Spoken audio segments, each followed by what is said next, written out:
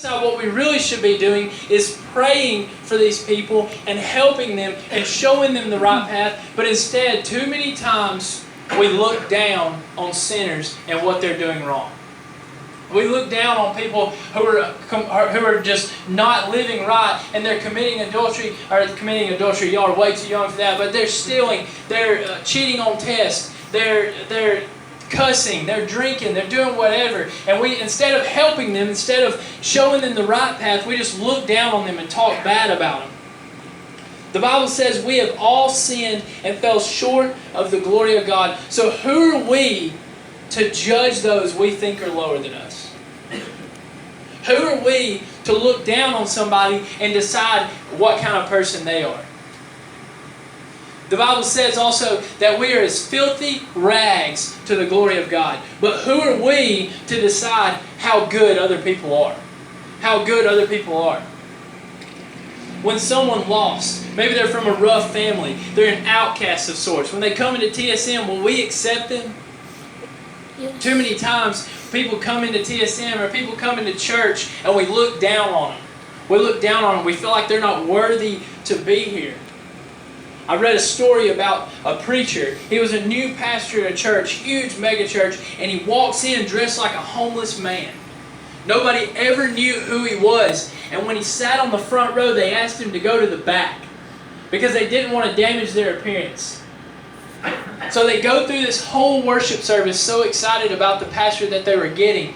And whenever they announce the guy's name, this homeless guy stands up. He pulls off his fake beard. He undresses out of these raggedy clothes. He's dressed in a nice suit, nice clean-cut, shaved guy. And all the crowd realized that they were a Pharisee. That they had judged that man by the way he looked. They had judged him by the way he was acting when they are just as bad and they are just as sinful as he possibly could have been. You see, when someone lost comes in this place, we should be loving, accepting, leading them down the right path, showing them the way to Christ. But too many times we push them out saying they don't fit in or they're too bad of a person.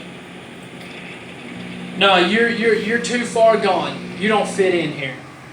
You're too bad. You don't fit in here. See, the Pharisees were hypocrites. Y'all know what that means? They're going to talk one way and live another. The Pharisees were hypocrites. They may have followed the law to a T, but were they living a Christ-like life? See, you can follow all the commandments, but if you're not living a Christ-like life, then what's the point of being a Christian? If you're not living to act as much like Christ as possible, then you're just as bad as the Pharisees. See, sometimes we allow ourselves to be a holier-than-thou Christian, but we tuck all of our faults under the rug. I call them closet sins. Okay, you got like closet drinkers. I call them closet sins. No one sees our issues, so they don't exist. No one sees what we're doing wrong, so they don't exist. No one sees the problems we have, but so they don't exist. But that woman that was sinning in public, she must be a bad person. That woman that was sinning in public, that woman that committed adultery, she's got to be a bad person. There's no hope for her. That kid that's stealing, cussing, lying, etc., if he's doing it in public, he must be a terrible person. But the reality is, he's just being genuine because he doesn't know Christ. He's just being real because that's all he knows. He's just being honest because he doesn't know any better. So what's our excuse when we sin in private and hope no one sees? What's our excuse when we sin in private and we keep it under the rug and we keep it tucked back in the closet and just hope no one sees? The Bible says in Jeremiah 23:24, "Can any hide himself in secret places that I shall not see him? Saith the Lord. Do not I fill heaven and earth, saith the Lord," which leads me to my next point. Jesus knows all. That verse says that, why do they think they can hide from me? I fill the heavens and the earth. I watch everything. I know everything. Okay, think about this. When you see Adam and Eve, how many of you ever heard the story of Adam and Eve? Adam and Eve? Okay, I think it's so funny how whenever Adam and Eve bite the forbidden fruit and they're walking through the forest and they realize they're naked, they get dressed and they're covering up. and God calls out and He says, "Where are you?" God knew where they were.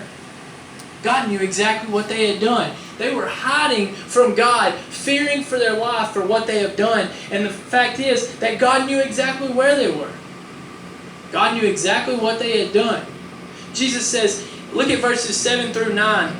Jesus says, "So when they continued asking Him, He lifted up Himself and said unto him, He that is without sin among you, let him first cast a stone at her. And again He stooped down and wrote on the ground, and they which had heard it, being convicted by their own conscience, went out one by one, beginning at the eldest, even unto the last. And Jesus was left alone, and the woman standing in the midst."